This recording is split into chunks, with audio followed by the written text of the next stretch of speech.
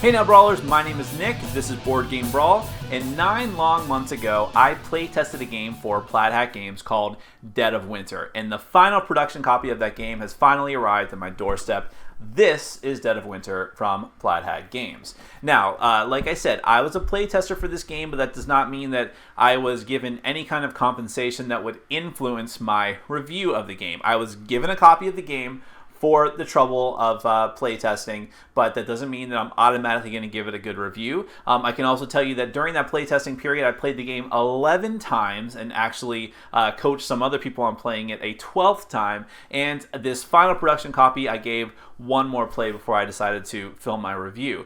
Because really, the game is very, very similar to the version that I playtested. There was just one major rules change. I don't recall it being in the original, so I think this is the only rules change. And it does change the game fairly significantly, but I feel like I've got a good handle on it enough to review it. So even though this is the new hotness, if you're not familiar with it, Dead of Winter, the full title is Dead of Winter, A Crossroads game. This is the start of a new series of games that Plaid Hat is putting out that it's semi-cooperative, very thematic, and has to do with being put in a situation of survival. So the next iteration in the series that actually people voted for is Lost in Space instead of the Zombie Apocalypse, which is what Dead of Winter is. And by the way, I really have an issue with the voters that chose Lost in Space next. We have enough space games. What if the other options were like Ancient Samurai Times, which would have been awesome, or Summer Camp? Like, I guess the idea was like Crystal Lake, like Death Camp or something like that. But those would have been so much better than Lost in Space. Anyways, I'm digressing. Like I said, Dead of Winter takes place during the zombie apocalypse, and you control a team of survivors who are part of a colony that is trying to survive, well, the winter of a zombie apocalypse. Where you go from there depends on the cards that you've chosen for the game, because you'll have a main objective that you choose randomly. There's a lot of different ones to choose from. You either choose it randomly or you choose it by choice. Then you have secret objectives that each player gets. So while you're trying to work towards this main objective and win the game as a group cooperatively, you yourself may not win if you don't meet your own secret objective, and it could be get a certain amount of food cards, get a certain amount of fuel or weapons, or have your a certain amount of followers, things like that. And of course, some of the secret objective cards are betrayal cards, where you're not just trying to meet a certain goal for yourself, you're also trying to tank the colony, make it fail, make other followers die, things like that. So there's some interesting back and forth going on. You're never quite sure what someone's objective is, even if they're not a betrayer. Do they really have your best interest in mind, or are they just trying to hoard stuff in order to win for themselves? And all the while, you have the hordes of the undead circling in. Before I go on too long about this, let's just go to the overview of the game. Then we're going to come back and I'll give you my final opinion of the final production copy of Dead of Winter, A Crossroads game.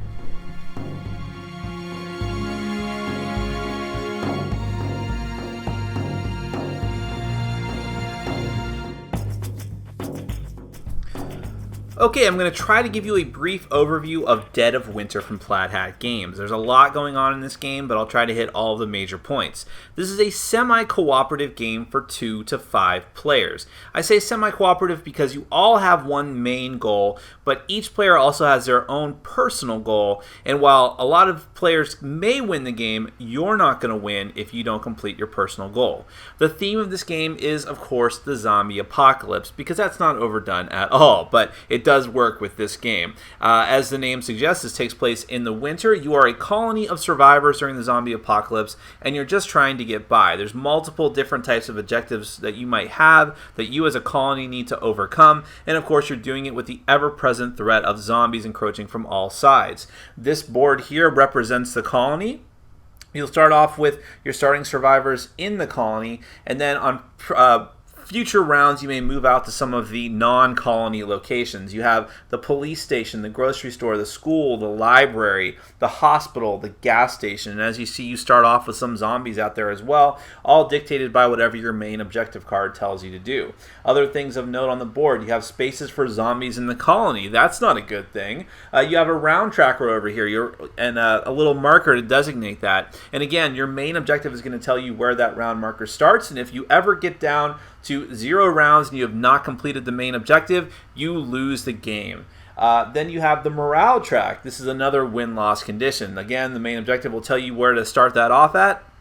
Whenever bad things happen in the colony, like a survivor dying or people going hungry, things like that, you're going to have to move the morale track down. If it ever gets to 0 before the main objective is completed, again, you lose the game. You have a spot here for your food supply. Then you have lots of different cards in the game. And as you can see, each of the outer colony locations also has their own deck of cards as well.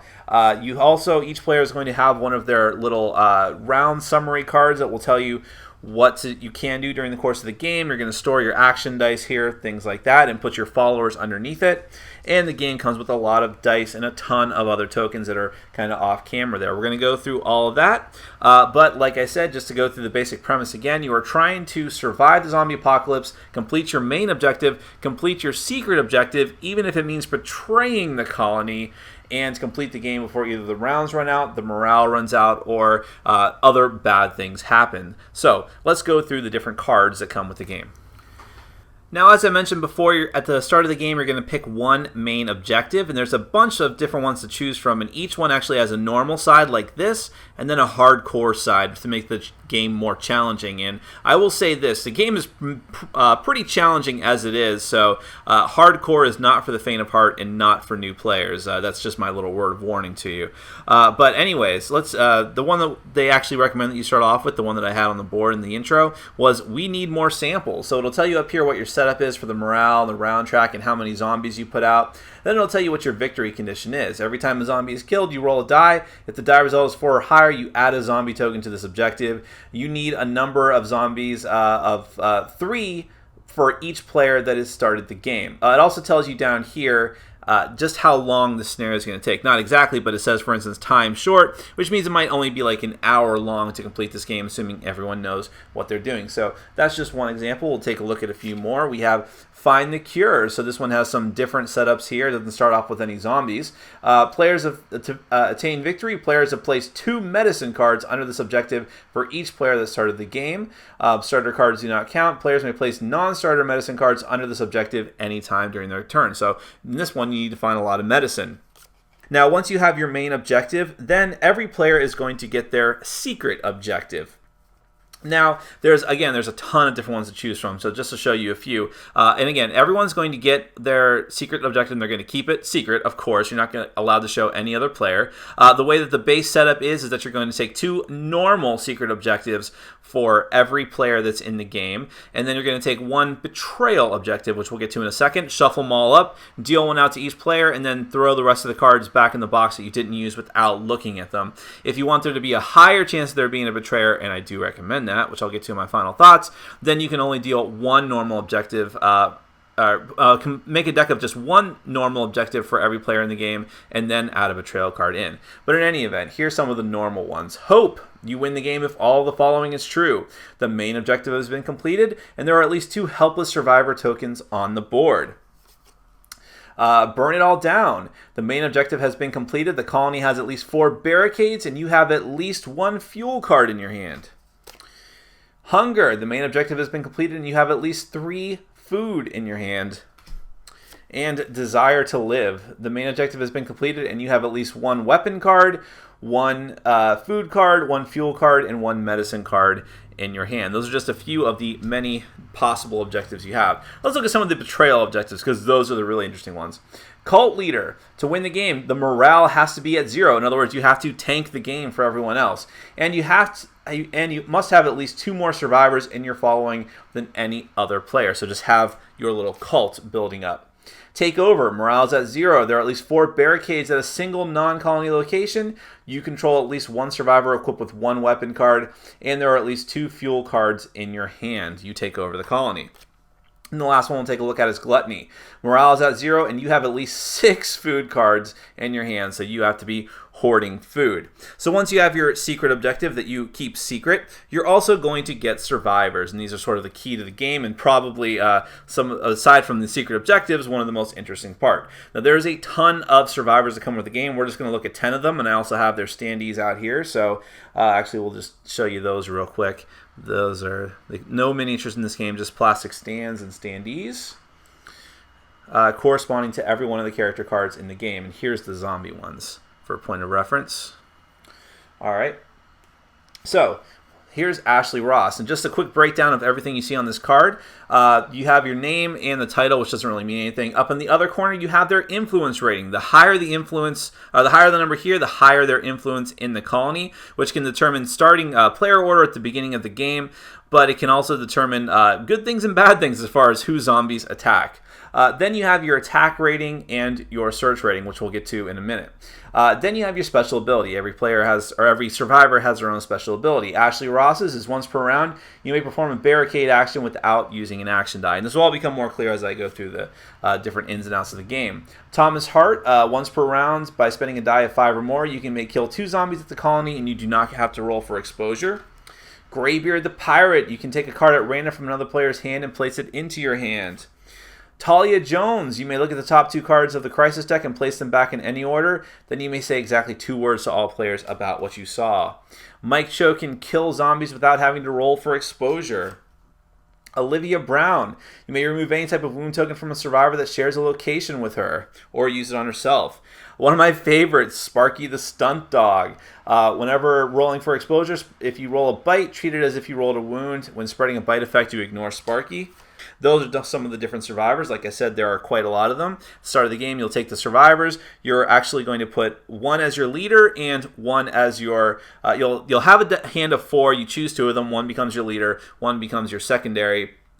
And then you're going to take their appropriate standees and put them out here in the colony. And then on future turns, you get to move out, all of which we'll cover. You're also going to start with some starting item cards, which are also going to be regular versions of these are going to be spread throughout all the different non-colony locations for you to find. But you have food cards, which come in different denominations. The starter ones are only 1s, but you can use these by adding them to the waste pile to add a food token to your supply, which is going to be helpful for feeding survivors in the colony and for passing different crises challenges. You have medicine, which you can use to heal wounds. You have fuel, which you can use to move without having to roll for exposure. And you have junk, which some scenarios or crisis cards have to make use of this, but for the most part, you can just re-roll an unused action die by using it. Then, out throughout all these different decks of cards, these are the search decks for each location, you're going to find different items and helpful things and weapons and possibly more survivors. So for instance, library blueprints. Now look down here first off at the bottom of the card, it'll tell you what deck this comes out of. So at the beginning of the game, you'll separate all the different cards and shuffle them up and they go in their appropriate spots. But this is an equipment card, so you can put it on one of your survivors. Once per round when performing a search of the library with the survivor, you may look at and keep an additional card. The Guide to Leadership. Once per round, you may increase an unused action die you control by 1. We have the Flashlight. Once per round, when making noise, you may look at additional cards instead of 1. I'm sorry. How was that one? You may look at 3 additional cards instead of 1 is what I meant to say. The Lighter. Once per round, when the survivor performs an attack, you may play a fuel card to kill 4 zombies instead of 1 and do not roll for exposure. Here's one of the survivor cards. When you find one of the survivor cards, it's going to mean that you usually will gain a survivor for your following, but also may have to add helpless survivors into the colony itself. Helpless survivor tokens look like this. You can never use them or do anything with them. They'll just sit there and basically they're mouths to feed.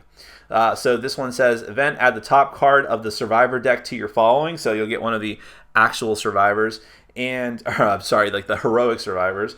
And place their matching standee at the colony, add 1 helpless survivor token to the colony as well. But then on future turns, you can use one of the survivors that you pulled from the deck.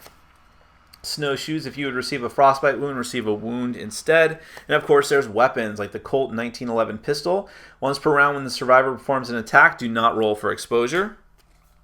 And the FN SLP shotgun. Once per round when the survivor performs an attack, kill 2 zombies instead of 1 and do not roll for exposure. If possible, place 1 noise token at the survivor's location because it is allowed. So those are the potential cards that you're going to find out in all these decks. So actually just a few of them. Now, you also have exile cards. I haven't really explained this yet, but you have the chance to exile some players from the game. And whenever that happens, if someone is exiled successfully, they have to draw one of these cards, which can change their win condition.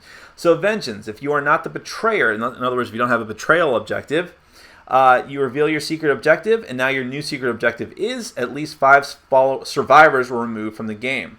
If you are the betrayer, it becomes at least 4 survivors were removed from the game. So it actually becomes easier if you are the betrayer.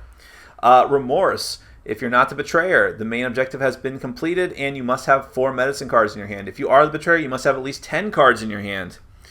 Atonement. The main objective has been completed if you are not the betrayer, and if you are the betrayer, you must have at least 1 fuel card, 1 food card, 1 medicine card, and 1 junk card in your hand. And the last one I'll show you is new friends. If you are not the betrayer, reveal your the main objective has not been completed, and you must have more survivors in your following than any other player. If you are the betrayer, there are no item cards in at least 1 location. The last thing I want to show you, the last type of card. I'm sorry, actually there's 2 more types of cards. The Crossroads Cards. This is Dead of Winter, a Crossroads game, so this is where that terminology comes from. During your turn, you're going to draw a Crossroads card, and it's actually going to be for the next player that goes in turn order. And you're basically going to hold on to the card and wait until the condition on the card is possibly met by that other player. If that doesn't happen, you just discard the card. But if it does happen, then you have to read, and then a choice has to be made. So, for instance, the Loretta Clay card.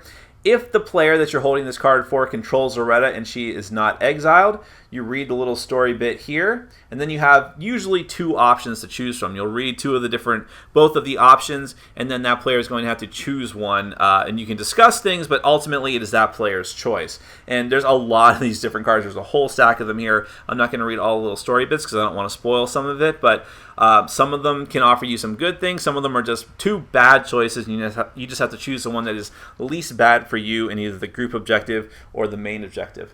And now, finally, the last card I'll show you are some of the crisis cards. These are the persistent things that the game is going to do to you, working against you to try to tank the main objective. At the start of each of the rounds of the game, you're going to have to draw one of these crisis cards and do something about it. Either let it go or try to work past the crisis. So, for instance, illness. You need to have a number of medicine cards equal to the number of non-exiled players. On your turn, you get to dump certain cards to contribute to the crisis into the crisis contribution pile. And if you don't meet that quota by the end of the round, then you're going to have to take the fail condition, which is place a wound token on all non-exiled survivors and lose a morale. But if you actually meet or beat that number by 2, you get to gain a morale and prevent the crisis. Another example, Horror in the Night. You need food equal to the number of non-exiled players. If you fail, you lose 2 morale. Waste Not. You need food equal to the number of non-exiled players again. If you fail, you take all food cards that are removed from the game and place them into the waste pile. Lose a morale. Now, the bad thing about the waste pile is that every time that you use cards, they're going to go, aside from equipment cards, they're going to go into the waste pile. For every 10 cards that are in the waste pile, you're going to lose morale. So you need to keep that under control. You have a lot of 6-sided dice, which you're going to use to delineate the actions that your survivors have on your turn.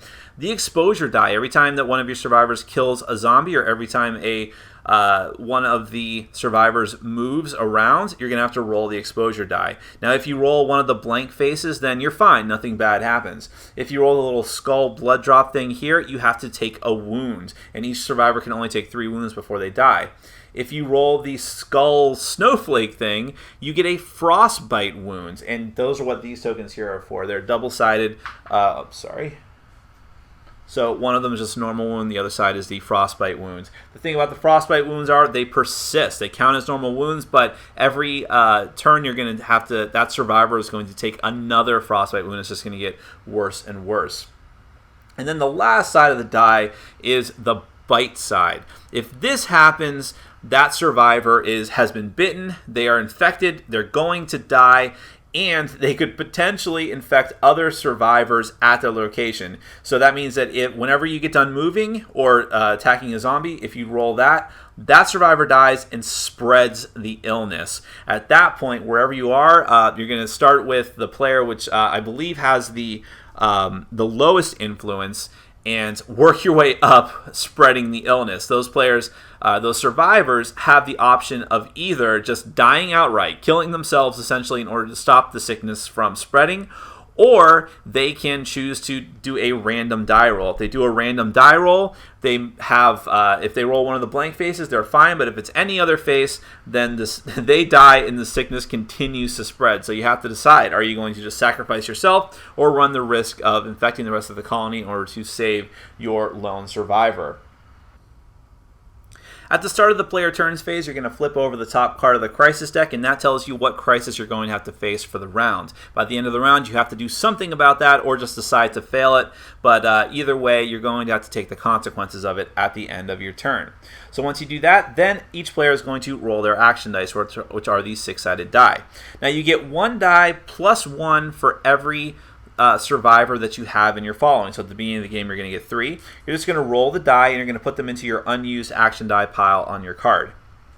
Now, what you can do with those depends on what you rolled and what actions you're trying to perform. The 2 main actions you can do are attack and search. Each player, like I showed you before, has an attack and search value.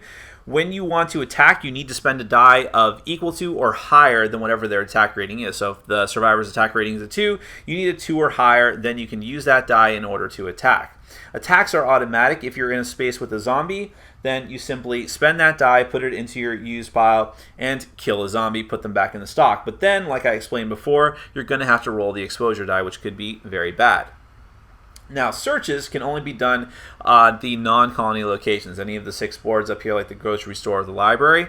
When you want to do that, it works kind of the same as an attack. You need to spend a die that's equal to or greater than your character's search value. And each character has different values for these. Some are stronger at attack, some are stronger at searching, some of them are somewhat balanced. When you do that, you're going to draw the top card off the deck, decide if you're going to keep it or not, and then put it into your hand if you decide to keep it or discard it. Now, the thing is, if you want to, you can choose to make noise in order to do a more thorough search by drawing more and more cards from the deck and just deciding to keep one once you've finally stopped. Because there's 4 spots for noise tokens, that means you can do it potentially 4 more times. In other words, have 5 cards to choose from, but no matter what, you're still only going to take 1 of them. So whenever you do that, you're going to add a noise token, and that's going to be bad because at the end of the round, you might have to add more zombies for all of those noise tokens.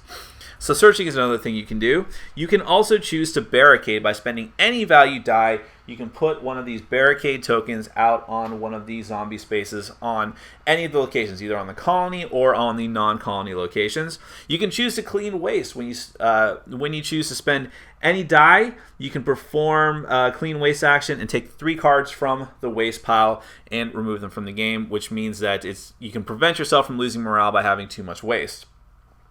And you can try and do the attract action. If you do the attract action, you're actually going to spend any kind of die just to pull zombies from another area, 2 zombies from any other area, and put them into your zone if you want to get zombies away from someone who can't move away from them and try to prevent them from dying.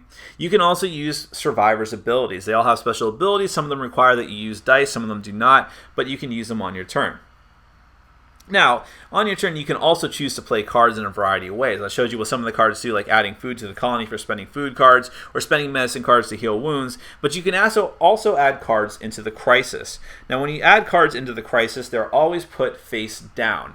That's because every card that is actually applicable to the crisis, so for instance, for the waste not, you need food, is going to add points to the threshold you need to meet at the end of the round in order to pass through that crisis. But cards that do not meet the type needed for the crisis subtracts from the value that you need. And this is something that betrayers would do in order to tank the game. So in order to keep the betrayer secret, you're going to constantly be putting cards face down on your turns, and then at the end of the round, when you have to actually check, you'll shuffle them all up and then reveal them one by one to see if you pass the crisis or not. You can also choose to move each of your survivors once per turn. You don't have to spend die for that, but each of them gets 1 move per turn. But again, you must roll the exposure die in order to do that. You can choose to use food tokens that you've acquired from players spending food cards in prior turns in order to just change or add value to one of your dice, but I don't recommend doing that if you're not a betrayer. You can choose to request items from other players. You can hand off items to other players. And the last type of action you can do is vote to exile. When you do a vote to exile, each player can do this once per turn. You simply say, I want to exile so-and-so. And then every player puts it to a vote. You simultaneously vote thumbs up or thumbs down to see whether they get kicked out of the colony. And if they do, like I mentioned before, they're going to have to draw one of those exiles cards, which will change their win condition. Now let's go ahead and talk about the colony phase, which is the last thing you have to do on each round. During the colony phase, the first thing you need to do is check how much food you have to use. For every 2 survivors that are still in the colony, you have to pay a food token. If you can't do it, you need to take a starvation token and then lose a morale for every starvation token you have. Then you need to check the waste pile. For every 10 waste that's in the waste pile, you're going to lose a morale. Then you have to resolve the crisis. Whatever the current crisis is, you're going to look at the crisis contribution deck, flip over each card one by one to see if you have enough of the item needed for the crisis in order to pass it. If you don't, you have to take the fail condition, but if you can beat it by 2 or more, you're actually going to gain morale in addition to not having to take the fail condition. Then you're going to add zombies. For every 2 survivors at the colony, you need to add a zombie to one of these locations. For every survivor out at one of the remote locations, you have to add a zombie. In either event, if you run out of zombie spaces and you need to add zombies, you're going to have to kill survivors at the colony, starting with the lowest influence people and working your way up. And remember, every time that a survivor dies, you need to move the morale track down, which could lead to your doom. But assuming you survive all that, you're going to check the main objective to see if you've met it or not.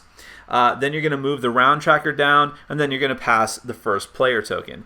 And that really is Dead of Winter. I mean, there's a lot of things I kind of glossed over, but it's mainly a game of just trying to complete the main objective, complete your secret objective, even if it means destroying the main objective, and making sure you survive the zombie apocalypse. Now, let's get to my final thoughts. All right, the first thing I need to mention is I left out something very important in the overview, and that's that, and by coincidence, it's the one major difference between the original playtesting version of the game that I played and the final version of the game, and that is that you can attack other survivors. And when I originally read that in the rulebook, the final rulebook that I downloaded online before the final production copy of the game arrived, I was like, oh, okay, that doesn't seem like that major a difference.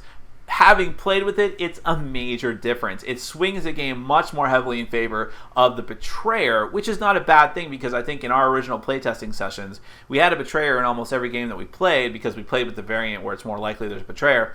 And the Betrayer had a horrendously hard time. I think only 1 or 2 times the Betrayer actually won. That was our opinion of it anyway. So I think that this is better. It adds more suspicion and intrigue to the game because now if one of your survivors is at a location with with the survivor of a player that you suspect as being the Betrayer, you're like, okay, maybe I should move. I mean, it just adds another layer of suspicion, and that's a good thing in a game like this. But we'll get back to gameplay in a minute. I want to start from the beginning and talk about theme and components. The theme is zombies. You either hate zombies or you are okay with them. I don't meet a lot of people that love the zombie theme, but there's so many games with it now that, you're passing up a lot of quality games if you skip out on games that have the zombie theme just because it's zombies. And I think that this is another case of that, of missing a great opportunity to play a good game. Because the thing about Dead of Winter 2 is that zombies are just really more of background scenery here. I mean, they're important. It's the theme of the game, of course. When you read storyline cards, they mention the Walking Dead, and, I'm sorry, they don't mention the Walking Dead the show, but they mention the undead eating people. So it's hard to not feel the theme of zombies coming through in it. But then again, the main point of this game is interpersonal conflict between the players and thematically through the survivors down on the table. So at certain points in the game, it can be easy to forget that the zombies are your main threat when really you have to be worrying about, is someone in your group going to betray you and kill all of you regardless of how many zombies are on your doorstep. So I think that even if you don't like zombie games typically, you should definitely give this one a try. I'm getting ahead of myself, but let's go on to the rest of the components. The artwork in this game and the graphic design is stunning. Just stunning. The prototype copy that I played with, even though it had some of the final art, just didn't do it justice. This final version is just beautiful. From the box, I mean, just look at that. My camera won't do it justice either, but it's just awesome. All of the artwork on the character cards, on the crisis cards. The crisis card used this cool thing, probably hard to tell during my overview, but where it does everything is black and white except for the red parts of the card, like the blood or like a wrapper for food or a fuel tank. I mean, it just looks so awesome. All the artwork is good. I think they're using the same artist for the upcoming Phoenix or Ashes game that they're doing as well that I'm also playtesting. So, and more power to them for that. Just a fantastic artist. It's a woman, I can't remember her name, but she's just phenomenal with her artwork. And all the other graphic design is good. Everything's laid out very neatly. It's very easy to tell what things are. The text is just the right size, so you can see most of the artwork on the card, but still be able to read. The text is still legible. I guess I'll just mention this now, too. The rule book is very good. It seems a little overwhelming at first, but everything is very simple. Maybe it's just because I've played it so many times, but I don't think people are going to have too many problems with it. So as far as theme and components, everything's pretty solid. I could kind of quibble with the fact that there are standees instead of miniatures, but I really don't blame them for that because miniatures make a game very, very expensive. And Plaid Hat notoriously does not like Kickstarter, so that's just not going to happen. They have to work with the budget that they have, and there's just so many individual survivors in this game that you would have had, I don't know, I can't even think how many survivors there are. I mean, at least like 30 unique miniatures in the box, in addition to all the zombie miniatures. So can't really blame him from that, although I will say that moving forward, whenever I play this game, I'm going to pilfer zombies from any of the myriad of other zombie games I have, like probably Zombicide, which is what I did with the prototype as well, to use them in the game, because it would make the game a little bit cooler, even if they're unpainted. But theme, components, artwork, all that stuff, really, really good. Let's talk about the gameplay. Even before we get to all the betrayer and secret objective stuff, the gameplay is very interesting. You have the dice action system, which is a system I've seen similarly used in some games. I actually just played a game called The Adventurers that uses something similar to that, where you roll the dice to see how many actions you get. In this one, you just roll your own personal allotment of dice depending on the number of followers you have, and then you use them for a myriad of things. So it's very versatile. You always feel like you have different things you can do. Even if you didn't roll high enough on your dice in order to search or attack or whatever you're trying to do, you can make barricades, or you can maybe swap items with people. There's a lot of different things that you can do. So you can clean waste if you want to go back to the colony. So there's always something you can do. You always feel useful, and you need to be able to do stuff because there's a lot of things to worry about in this game. Speaking of waste, I mean, if you don't clean waste, you're going to lose morale. If you don't contribute cards to the crisis, at best you might lose morale. Other awful things might happen, like more zombies coming in, which could make you lose even more morale. So you need to be worrying about the crisis on your turn by contributing cards if you can. If you're the betrayer, you need to worry about contributing cards that are going to tank the crisis potentially, but doing it in such a way that doesn't make you suspicious, by like plopping down 5 cards at once, and then, hey, look, there's 5 cards that don't apply to the crisis. I wonder who that was. Things like that. So this is where I kind of think the game is Battlestar Galactica via Zombicide because of that crisis deck, but I think it's a little better integrated here because in Battlestar, you take care of the crisis right away. Someone draws a crisis card on their turn, you got to deal with it, whatever it is. In this one, you draw the crisis card, and then you continue with the rest of the player turns until you're all done. So you have this ever-present threat of the crisis. It's not doing anything to you now, but you know that you need to worry about it and you need to do something about it. So that's just another layer of tension in the game. In addition to having to complete the main objective in a certain amount of time. You have this constant time pressure too. And all the different things that can have the morale track go down, including dying of exposure. That exposure die, that was one of the most notorious aspects of our playtesting. Some of the people I playtested with hated it because it is just random chaos. It can lead to calamitous turns that could completely swing the entire game. But of course, you can do things to mitigate it. You can make sure that you only travel when you need to, use fuel cards to travel, although you are sacrificing a precious resource to do that. But it makes you second guess yourself. Do I really need to move? Do I really need to kill this zombie? Can I do things more efficiently so I can roll that die less? Or save medicine in case I do take wounds? It's just another pressure that you constantly have to deal with, but that's a good thing in this game. That's what you should be doing, is constantly on your toes, making sure you keep track of things. Because again, if a survivor dies, you lose a morale. But what if they get bitten? That could be even worse. And if you get bitten at the colony, that can just unleash a cascade of effects that are just going to make you lose the game potentially right then and there. So I don't know how I totally feel about it. When it's rolling in your favor, that exposure die isn't that big a deal and it's kind of fun. When it's not in your favor and you just lost your entire group of survivors, not so fun. But it's another aspect of the game that just makes it more tense and puts the pressure on you. So overall, I think I dig it. other aspects of the game, just searching through the decks and hoping that you get what you need, but drawing survivor cards when maybe you don't want more survivors at the colony. These are all really cool things. I like how the search mechanic works here. I like that you have all the different areas you can go to, and some of them are more likely to give you certain items than others, so it makes the game more interesting. You have more things that you can do and focus on, also depending on what your character powers are, and that's another cool thing. There's so many characters in the game, all with their own personal power.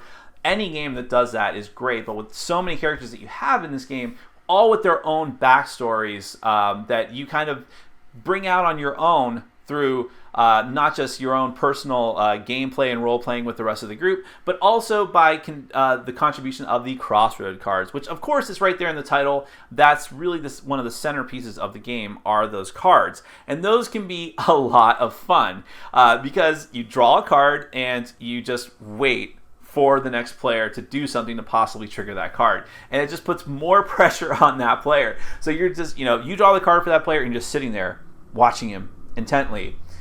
And that player's like, okay, I'm going to move from the library to the school. Then the other player's like, wait a minute, who did you just move? Okay, go ahead. So it leads to some funny moments. Now, the one gripe that I have is that some of the cards are never used. They draw the card, and it might apply to a very specific survivor, only if that player has that survivor. And because there's so many survivors, even in a max player count game, it's very unlikely that that particular player is going to have that particular survivor, in which case the card just gets discarded, and there's no fun. But when it happens, when you hit either one of the more general cards, or when those magical moment when that player actually has that survivor, it's a lot of fun. Definitely adds to the story. It's what makes this game rise above just being a semi-co-op game to being a semi-co-op storytelling game. And it adds a lot, and having the different options to choose from really contributes a lot to the game as well. Man, I could go on and on. There's the whole exile system, and having to have your objective change adds another layer of intrigue to the game. But let's go ahead and talk about those objectives. Just the secret objective thing on its own is pretty interesting, because even if someone's not trying to totally tank the main objective, if you find that someone is making suboptimal decisions in order to meet their own objective, you might rightfully get angry. So that adds another layer of interpersonal conflict to the game that I really enjoy. But if you do have that betrayer objective, then things get really, really interesting because, most of them require that you tank the colony, that you get the morale down to 0, but how fast are you going to do that? Because you still need to meet your own goal. It just just adds to what you have to worry about on your turn, trying to hoard cards from other players, and again, being able to hit another player. And I didn't even mention this before, you get to take a card from the player that you hit and deal a wound to.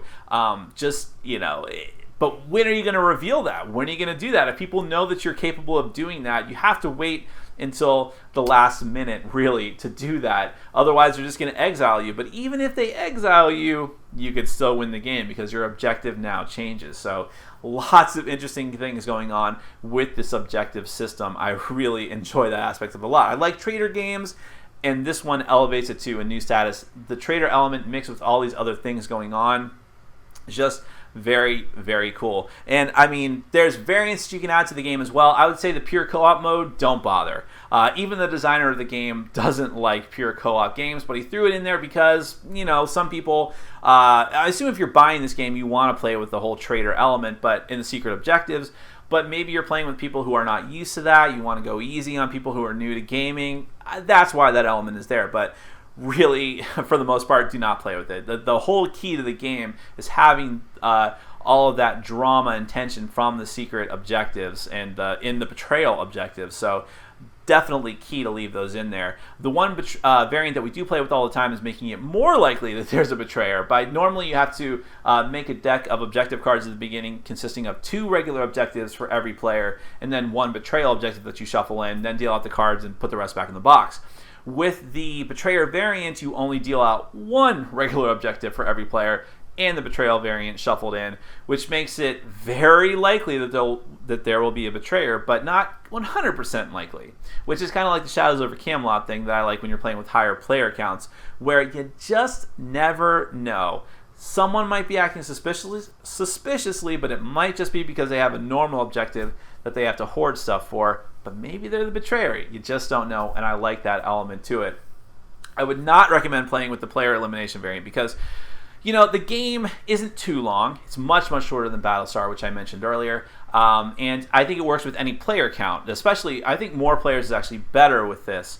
But even so, it can drag on a bit during certain games and certain scenarios. Certain scenarios, main objectives are longer than others, and some of them can go on a bit too long. And if you're eliminated early, that is no fun. So I wouldn't recommend that variant either. But just to sum up, I think this has gone on long enough already. If you couldn't tell already, I just love this game. I adore it. I loved it back during playtesting, and now that I have the full Final Glorious version, I recommend it even more. It's the ultimate semi-cooperative game. I really believe that it is. I love trader games, and this one integrates it perfectly. And I think there's a lot of games in my collection, especially co-op trader games, that are on notice because this is not just one of my favorite types of that type of game. It's one of my favorite games now, period. I really, really enjoy it. I can't recommend it highly enough. At the same time, I will warn you, it's not for everyone because even if you don't like co-ops, though, I think you might like this because of the semi-co-op nature of it. But if you don't like the trader elements, that's a big hurdle for some people to get over, especially in my group, because there is a lot of tension in this game and drama and conflict with other players and, getting heated and, all these different role-playing elements that you really should add to the game to get the most out of it. That's not for everybody. But if it is for you, if you like those types of elements in other games, this is a must-buy. As far as I'm concerned, this is another huge hit from Plaid Hat, maybe their biggest hit yet. Dead of Winter, a Crossroads game. My name is Nick. This has been Board Game Brawl, and I'm reminding you to get out there and game every day and in every way. Take care.